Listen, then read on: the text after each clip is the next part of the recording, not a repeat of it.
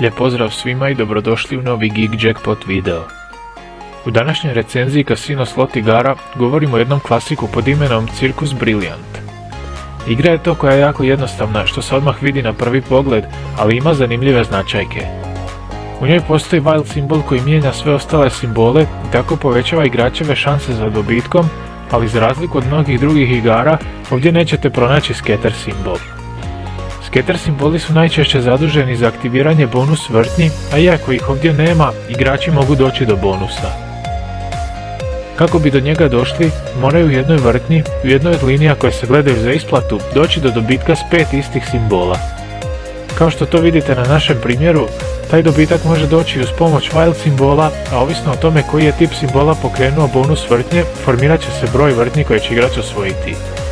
Mi smo došli do njih 15, a upravo gledate kako su se one odvijale. U njima se mogu pojaviti i razni množitelji, tako da one imaju potencijal biti jako isplative.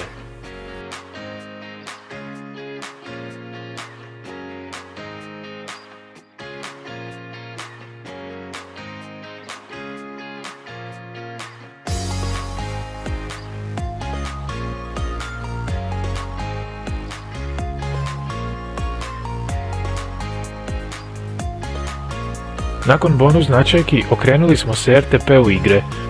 On iznosi 96,14%, što je sasvim dobro za jednu igru ovog tipa, kada se sjetimo da je neki maksimalni RTP koji se danas može pronaći u slot igrama oko 97%. Značajke koje smo vam spomenuli trebali bi biti dovoljan razlog da se okušate u ovoj igri ako do sad niste, a ako volite ovakve i slične sadržaje, pozivam vas da se besplatno pretplatite na naš kanal. Za sad bi to bilo to. Pozdrav do idućeg videa.